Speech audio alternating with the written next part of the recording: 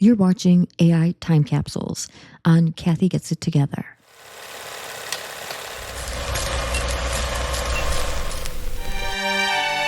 In 1898, a man sat alone in a lab filled with copper coils, glass tubes, and blue sparks that flickered like thoughts learning to breathe. While the world marveled at the light bulb, he was already dreaming of what would happen after the lights turned on. His name was Nikola Tesla, and long before Wi-Fi, long before smartphones, he described a world connected by invisible threads. Not wires, not telegraph cables, something stranger and quieter. A web of wireless signals carrying knowledge, conversations, music, even power across the air itself. People laughed, and he kept writing.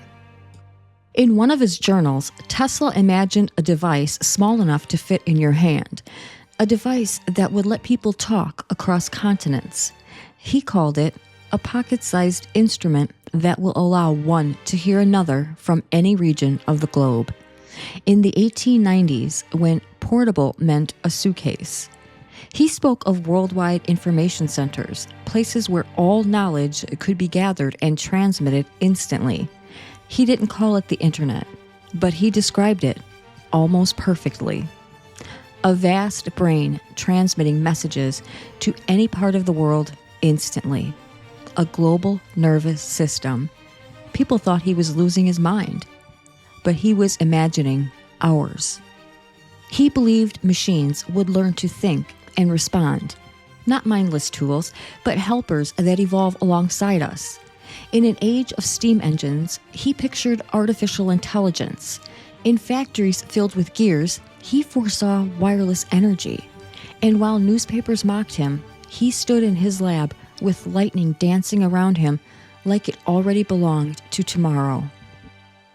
Today, our phones whisper across invisible channels. Our homes listen and answer.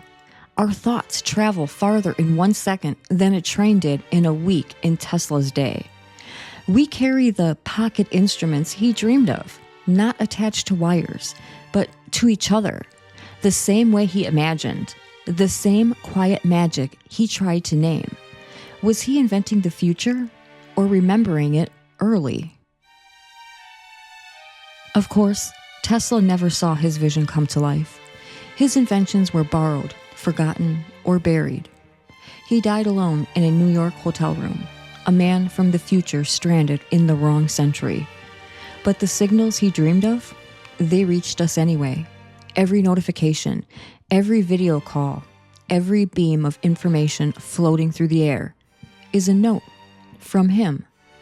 A reminder that sometimes the present arrives in one mind long before the rest of us are ready.